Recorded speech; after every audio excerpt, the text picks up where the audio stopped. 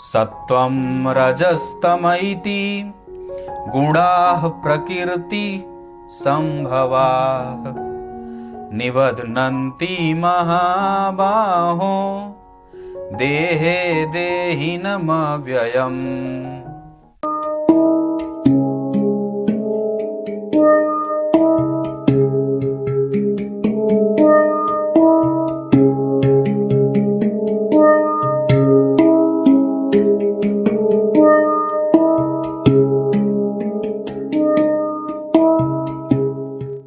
प्रिय दर्शकों नमस्कार।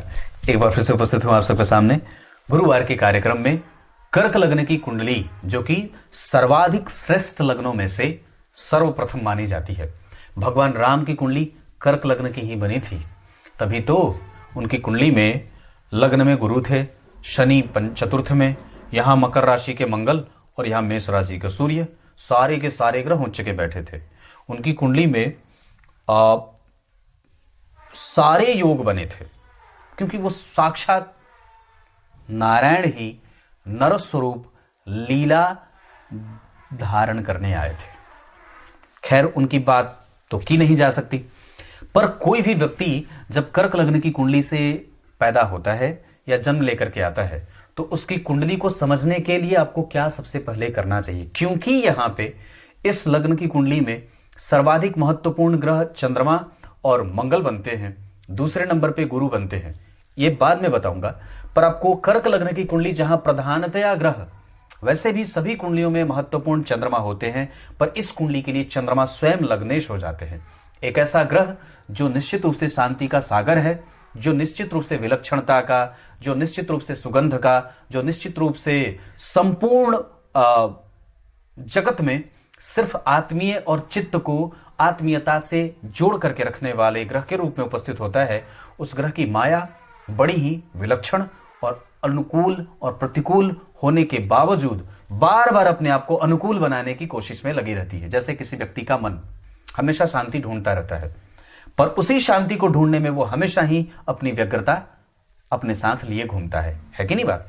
आप हमेशा शांति ढूंढना चाहते हैं, हमेशा अपने आप को एकदम परमोच्च लेवल पे ले जाकर के स्थापित करना चाहते हैं, पर उसी चीज को प्राप्त करने के लिए आपकी यात्रा जीवन पर्यंत चलती रहती है।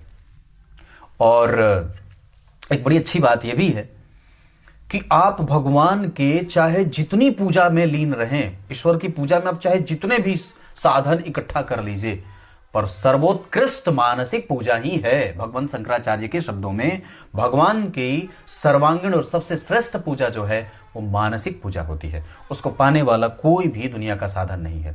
और वो जब तक आप चाहे साधन से जितने भी संपन्न हो, साधना से जब तक संपन्न नहीं होंगे और उस साधना के मूल में जब ईश्वर की कोई छवि नहीं बने और उसकी सेवा ना बने, तो वो साधना भी निरर्थक है कि नहीं बात? वो साधना भी निरर्थक हो जाती है। तो कर्क लग्न की कुंडली के लिए जहां इस कुंडली में चंद्रमा ही सर्वोत्कृष्ट और सर्व प्रमुख ग्रह के रूप में विद्यमान होते हैं, वो चंद्रमा जो स्वयं शीत का सागर और शांति का सागर है, जो अगर बेचैन रहा तो मनुष्य को जीवन पर्यंत बेचैन रखता है, चाहे वो धन से हो, चाहे वो मन से हो, चाहे वो तन से हो, हर तरीके से। चंद्रमा इम्यून का कारक है, चंद्रमा चित्त का कारक है, चंद्रमा आपके शांति का कारक है, चंद्रमा आपके मेंटल पीस का कारक है, चंद्रमा आपके हर एक प्रकृति के उस प्रतिबिंब का कारक है, क्योंकि वो प्रतिबिंब को बिगाड़ देता है, क्योंकि उसकी प्रकृति पहले ही बदल चुकी होती है ना? उसकी आकृति ही बदल देता है, बदलाव महसूस कर चुकी होती है, इसी वजह से वो गड़बड़ होता है। यहां पे मैं आपको कर्क लग्न की कुंडली में लेके आता हूं, जहां सर्व प्रमुख सबसे मजबूत ग्रह के रूप में एक केंद्र और एक त्रिकोण के अधिपति होने से मंगल इस कुंडली में सर्वाधिक, अब ध्यान से समझिएगा, मंगल इस कुंडली में सर्वाधिक महत्वपूर्ण ग्रह के रूप में उपस्थित होते हैं। दूसरे नंबर पे इस कुंडली में गुरु को सर्वाधिक महत्वपूर्ण ग्रह के रूप में जाना जाएगा, क्योंकि एक उनकी राशि नवम भाव में बन रही है।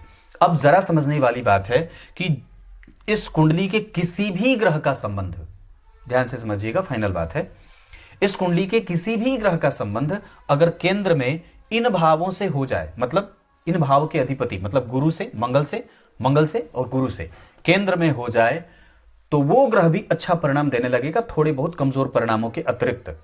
वो अपनी दशा में, जैसे अगर बुध का संबंध गुरु से होगा दशम भाव में, तो गुरु के कारण और गुरु के साथ बैठने के कारण बुध का बल बढ़ेगा अवश्य, या गुरु थोड़े से प्रभावित होंगे 12वें भाव के अधिपति के बैठने के कारण, पर निश्चित रूप से वो ग्रह सकारात्मक प्रभावों से युक्त भी होगा, क्योंकि वो इस कुंडली के योग कारक और सर्वाधिक राजयोगों के निर्माता ग्रह के साथ अपनी स्थिति बना रहा है ये बात।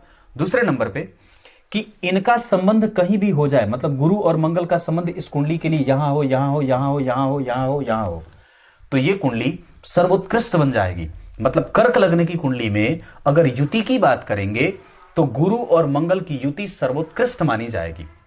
दूसरे नंबर पे चंद्रमा की युति सूर्य से, या चंद्रमा और सूर्य और शुक्र का संबंध जब कभी भी गुरु और मंगल से हो जाए, ध्यान से समझिएगा, अगर कर्क लग्न की कुंडली बनी हो तो चंद्रमा और सूर्य का संबंध और शुक्र का संबंध अगर गुरु और मंगल से हो जाए तो यह कुंडली और भी ज्यादा मजबूत होगी और इसे और भी ज्यादा उत्कृष्ट कुंडली के तौर पे जाना जाएगा। अगर ये ग्रह दोनों एक साथ बैठे हों तो या तो गुरु चंद्रमा बैठे हों, या गुरु सूर्य बैठे हों, या गुरु शुक्र बैठे हों, या गुरु मंगल बैठे हों, अगर एक साथ ये ग्रह बैठ जाते हैं तो ये शुभ परिणाम देने वाले ग्रह बन जाते हैं। समझ में आ रही होंगी चीजें? आपको अपनी कुंडली में चेक करते रहना चाहिए कि कहीं ये बैठे हैं। अगर ये दृष्टि भी करेंगे तो अपनी दशा में जब वो ग्रह एक्टिव होगा, जैसे गुरु और मंगल एक साथ देख रहे हैं किसी दूसरे को, एक दूसरे को आमने सामने, तो जब गुरु में मंगल की दशा आएगी या मंगल में गुरु का अंतर आएगा तो वो ग्रह एक्टिवेट होगा और वो दशा आपको संपूर्ण अच्छा परिणाम दे सकती है किसी भी मामले में। उसके बाद राहु और केतु का संबंध जब जन्म कुंडली में शनि और बुध से हो जाए तब ये अशुभ परिणाम देने लगते हैं। साथ ही साथ अगर कर्क लग्न की कुंडली के लिए राहु और केतु का संबंध शनि से और बुध से हो जाए किसी भी भाव में, या वो गुरु मंगल सूर्य शुक्र और चंद्रमा के साथ बैठ जाएंगे तो वो उसको भी प्रभावित करेंगे, परेशान करेंगे।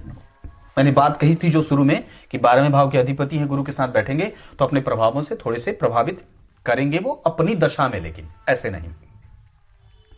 कर्क लग्न की कुंडली को समझने का सबसे आसान और सरल तरीका है, आप अपनी कुंडली में चंद्रमा को देखिए कि पक्ष का बल कितना मिल रहा है, उसको किसी भी शुभ ग्रह की दृष्टि मिल रही है या नहीं, या वो किसी पापग्रह से युत है या पापग्रह से दृष्ट है या पापग्रह के मध्य है। अगर ऐसी स्थिति होगी तो कुंडली का लग्नेश लग्नेश लग्नेश लग्नेश चंद्रमा कमजोर होगा।